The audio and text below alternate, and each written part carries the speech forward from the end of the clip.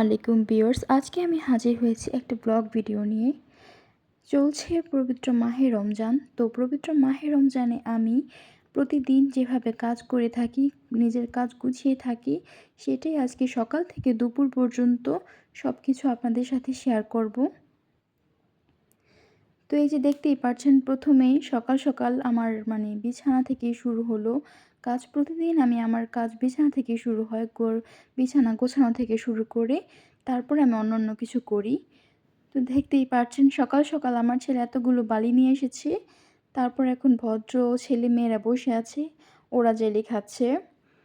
তো এই পর্যায়ে আমি আমার মশারিগুলো আমি খুলে নিব। আমি সবসময় মশারি, ছোট বালিশ ড্রয়ারে রেখে দেই। এতে করে আমার বিছানাটা যে পাতলা মনে হয়, খুব বেশি হিজিবিজি লাগে না। এজন্য আমি এগুলো সবসময় ড্রয়ারেই রাখি। তো যেহেতু বিছানার এই অবস্থা, আমার তো বিছানার বেডশিটটা চেঞ্জ করতে হবে, চাদরটা পাল্টাতে হবে। এজন্য আমি এটাকে পাল্টানো শুরু করে দিয়েছি। বালিশের কভারগুলো খুলছিলাম।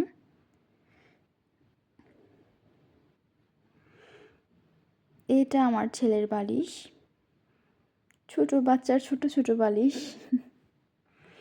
খুব বেশি ছোট ইউজ করি না, কারণ মাথা নড়াচড়া করতে করতে পড়ে যায়। তখন জায়গা মতো থাকে না, বালিশের জায়গায় মাথা থাকে না। তাই আর কি মিডিয়াম সাইজের এই বালিশটা ব্যবহার করি। এটাতেই ওকে শুইয়ে রাখি। তারপরও সে ঘড়ি কাটার মতো ঘুরতে ঘুরতে এই সাইড ওই সাইডে চলে যায়। যাই হোক, এভাবে করে এখন আমার বালিশের কভারগুলো আমি চেঞ্জ করে নিচ্ছি। তো দেখা যায় যেই কাজ আর কি করতে হবে, সেটা তো ফেলে রেখে লাভ নাই, আস্তে আস্তে করে ফেলাই ভালো। যেটা আমার করতে হবে সেটা আমার সময় সুযোগ মতোই করা ভালো। তো আমি সবসময় কী করি, কোনো কাজ ফেলে না রেখে সেটা আমি আস্তে আস্তে করার চেষ্টা করি। কিংবা মনে হচ্ছে এখন করব না, এখন এটা করি, একটু পরে আরেকটা করব, এরকমভাবেও আমি কাজগুলো করার চেষ্টা করি। এতে করে কাজগুলো পড়ে থাকে না। আপনারাও আপনাদের সংসারের কাজগুলো এভাবে করতে পারেন। ছোট ছোট কাজ এভাবে গুছিয়ে করলে কিন্তু দেখতে ভালো লাগে, আর কাজগুলো করা হয়ে যায়। ছোট বড় মিলিয়ে একটা সংসারে কিন্তু অনেক রকম কাজ থাকে। সেগুলো মূলত একটা গৃহিণী ভালো বোঝে, যে নাকি সারাক্ষণ বাড়িতে থেকে কাজ করে, সেই ভালো বোঝে। তো আমি আমার বাচ্চাদের নিয়ে কাজ করতে মাঝে মাঝে খুবই প্রবলেম হয়ে যায়। আবার দেখা যায় একটা কাজ করেছি, সেটা বারবার করতে হয়, ওই যে নষ্ট করে ফেলে। তো কিছু তো করার নাই, ছোট বাচ্চা, কি আর বলবো, আর বললেও কোনো লাভ নাই। তো ওই ক্ষেত্রে আর কি আমি আমার মতো করে সবসময় কাজ করে থাকি। দেখতেই পাচ্ছেন, এভাবে করে আমি সবগুলো সরিয়ে নিচ্ছি খাট থেকে। খাটটাকে আমি খালি করে নিচ্ছি, যেন আমার বেডশিটটাকে সেট করতে সুবিধা হয়। একটু পরে দেখবেন এটাকেও আমি সেট করে দিব, আমার ছেলেটাকে। তো এখন এ পর্যায়ে আমি আমার বিছানাটাকে ঝেড়ে নিচ্ছি, যেন আলগা বালিগুলো পড়ে যায়। এবার আমি এটাকে চেঞ্জ করব। তো চেঞ্জ করা আমার শেষ, আমি এটাকে পাল্টে ফেলেছি। এখন আমি ফার্নিচারগুলো মুছে নিব। ফার্নিচার সাধারণত আমি প্রতিদিনই মুছি, এটাকে প্রতিদিনই আমি ক্লিন করি। না হলে মনে হয় যেমন আমি বালির মধ্যে, ধুলার মধ্যে শুয়ে আছি। আমার কাছে এরকম মনে হয়, কমফোর্ট ফিল করি না। তাই আমি প্রতিদিন সকালে উঠেই আগে এই কাজগুলো করে থাকি। বিছানা থেকে শুরু করে আমার ঘরের ফার্নিচারগুলো আমি মুছি, পরিষ্কার করি। এটা প্রতিদিনই করি, এটা প্রতিদিনের রুটিন আমার। আমাদের ফ্ল্যাটে আরও অনেক অনেক ফার্নিচার আছে, যেগুলো আমি প্রতিদিন পরিষ্কার করি না, দিন পর পর করি। মাঝে মাঝে দেখা যায় আমার শাশুড়িও করে, কিন্তু আমার ঘরের ফার্নিচারগুলো আমি প্রতিদিন পরিষ্কার করি। প্রতিটা জিনিসে হাত লাগছে, প্রতিটা জিনিস নিয়ে কাজ করতে হচ্ছে। তো ওই ক্ষেত্রে ফেলে রেখে কাজ করা যায় না, কিংবা ফেলে রাখা যায় না। আর এতে করে আমার যে ফার্নিচারগুলো ভালো থাকে, তো এভাবে কথা বলতে বলতে আমার ফার্নিচারগুলো মোছা ক্লিন করা একদমই শেষ।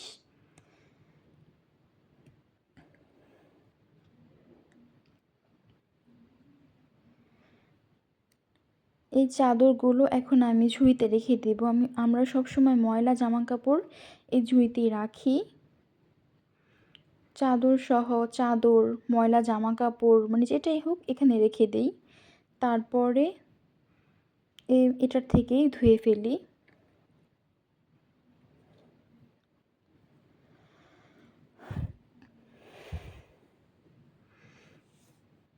তো এখন আমি মানে আমার হাসব্যান্ড গোসল করে লুঙ্গিটা রেখে গিয়েছিল। সবসময় উনি এখানেই রাখে। এটাই ওনার নির্দিষ্ট জায়গা। তো আমি আবার এখান থেকে জায়গা মতো রেখে দেই। আর আমার এই সেলাই মেশিনটা, এটা আমার জন্য মানে কি বলবো, অনেক গুরুত্বপূর্ণ। এটা দিয়ে আমি আমার ছেলের, মেয়ের সুতি যেকোনো যাবতীয় জামাকাপড় আমি এটা দিয়ে খুব অনায়াসে সেলাই করি। আমার কাছে এটাই ভালো লাগে। নিজের জামাকাপড় নিজে তৈরি করব, নিজের মন মতো পরবো। আবার এর ফলে বাড়তি ব্যয়ও হচ্ছে না। আমার যে মজুরিটা এটা আমাকে অন্য কাউকে দিতে হয় না। আমারটা আমি রাখতে পারি। আমি অন্য কোনো কাজেও লাগাতে পারি অনায়াসে। তো এখন আমি আমার হাসব্যান্ডের জামাকাপড়গুলো এখানে আর কি লুঙ্গি গেঞ্জি রাখি, ওখানে সেট করে রেখে দিলাম। তো এরপর দেখতেই পারছেন আমার রুমটার ফাইনাল লুক। এটা কিন্তু একদমই গোছানো হয়ে গেছে।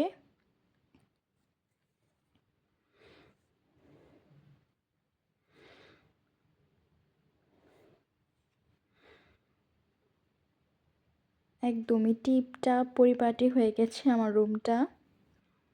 তো এরপর আমি কিছু জামাকাপড় আছে ওগুলোকে ধুয়ে নিব। এগুলো মূলত আমারই জামাকাপড়, আমি এগুলো বানিয়েছিলাম। তো আমি না ধুয়ে জামাকাপড় পরি না, এই জন্য আমি এগুলোকে ধুয়ে নিচ্ছি। এখান থেকে খুবই রং উঠেছে, মানে অনেক রং উঠেছে। তো এগুলোকে আমি এখন রোদে দিয়ে দেব। আর সাথে যে শুকনো কাপড়গুলো ছিল সেগুলোকে আমি এনে ভাঁজ করে রেখে দিব, এই জন্য নিয়ে আসলাম। কিছু কিছু করে কাপড় আমি এইভাবে এনে রাখি, তাহলে কিন্তু একসাথে এতগুলো জমে যায় না। আবার অনেক সময় একসাথেও আনা হয়। তো এখানে আমার মেয়ে পড়তে চাইছিল না, ও অলওয়েজ বায়না করে, পড়তেই চায় না। এটা ওটা গল্প করে তারপর ওকে পড়ানো যায় না, মানে খুবই টাফ। তো এখানে আমি আমার ছেলের জন্য শরবত বানিয়ে নিয়েছিলাম, ও বায়না করছিল, তো ওকে এটা দিয়ে বসিয়ে রাখলাম।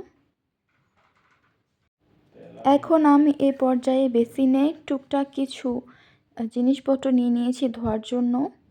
এটাও আমার দৈনন্দিন কাজের মধ্যে একটা। এগুলোকে মানে না ধুলে মনে হয় নাই হলো এরকম। সাধারণত যেহেতু রমজান, সেজন্য আমি প্রতিদিন ফজরের আগেই থালাবাটি ধুয়ে রেখে দেই। এজন্য খুব একটা থালাবাটি নেই। এগুলো আর কি পানি খাওয়ার জগ, গ্লাস, এই আর কি ইত্যাদি ইত্যাদি টুকটাক, বাচ্চাদের ফিডার। তো এগুলোকে আমি খুব ভালোভাবে ক্লিন করে নিব। সাথে পানি এনে রেখে দিব, যেন বিকেলে ইফতারের আয়োজনে একটু চটজলদি আয়োজন করতে পারি। এই ভেজালটা আর তখন থাকে না।